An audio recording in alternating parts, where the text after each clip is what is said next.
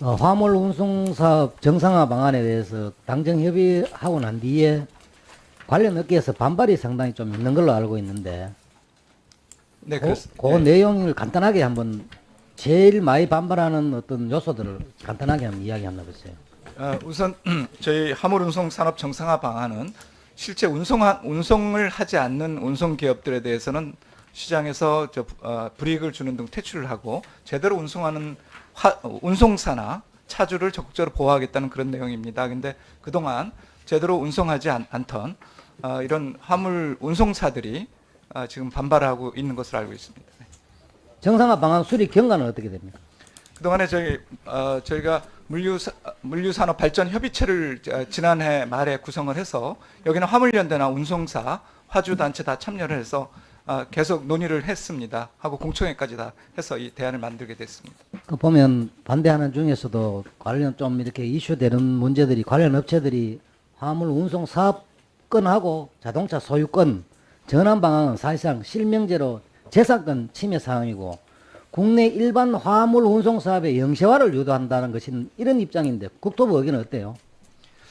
어, 사실 이 지입제나 이런 거는 굉장히 비정상적인 구조입니다. 다른 나라에서는 있지 않은 구조고요. 굉장히 이런 제도가 우리나라에 지금 현재 이런 제도 형태로 아직까지 유지되고 있는 것도 상당히 문제라고 봅니다. 비정상화를 정상화하는 과정이 필요하고요. 다만 그 과정에서 운송사들하고 충분히 저희가 대화하도록 하겠습니다. 두 번째가 또 보면 미수탁 전문 운송회사 시장 퇴출 방안이 있지 않습니까? 이 문제도 뭐 일정 매출액 미달성 시 감차 및 허가 취소는 위헌 소지 가능성이 있다 이런 의견이 있는데 국토부 입장은요? 그 일정 기준 미달 업체에 대한 그 감차 조치, 지금 현재도 영업정지 조치는 이미 법령에 규정을 하고 있습니다. 그거를 현재보다 이제 좀 더 강화하는 방안을 검토하고 있고, 이 부분에 대해서는 입법 과정에서 논의가 될 것으로 생각합니다. 그리고 세 번째가 보면 각 차량들 평균 매출액 달성 이 부분에 대해서는 좀 대기업 물류 회사들은 좀 유리한 반면에 외에는 다른 그 회사들은 이게 달성이 불가능하다고 이래 이야기하는데 어떻게 생각하세요?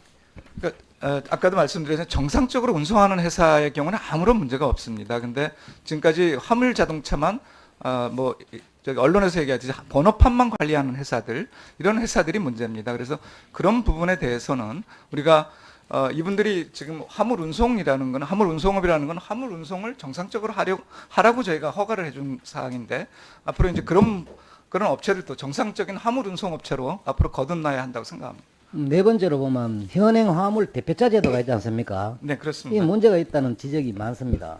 왜냐하면 차종 간의 대표차를 이렇게 엄격하게 규제를 하고 있어가지고 물량 변동에 따라 가지고 이래 뭐 탄력적인 대응이 불가능한 상황이다. 뭐 예컨대 현금 수송 차량하고 소형 차량의 상호 대차하는 어떤 이런 거는 불가능하고 물동량 변화 시에 차량에 대한 구조 변경만 하면 되는데도 불구하고 행정 절차상의 어떤 뭐 번호까지 변경해야 하는 이런 불합리한 점이 있다고 이러는데 이걸 예, 좀 개선할 방법은 예, 없습니까? 의원님 말씀에 공감하고요. 그런 부분도 이번 대책에 들어가 있습니다. 그래서 시장 현실에 맞게 실제 필요한 수요에 맞게 이렇게 대응할 수 있도록 제가 통국 규제라 그러는데요. 통국 규제 완화를 추진하도록 하겠습니다. 뭐 화물 운송 사업이 우리 물류 산업의 핵심인 것은 저도 잘 알고 있고요. 또 구조 개선은 필수적이라는 점에는 저는 적극 공감을 합니다. 이번 차제에 정책 수립 시에 이 관련 업체들이 어떤 선의의 관련 업체들이 피해를 보는 이런 일이 없도록 그 사람들의 입장에 좀 서가지고 반영이 될 수 있도록 충분히 좀 검토를 해 주시기를 바라겠습니다. 예, 알겠습니다.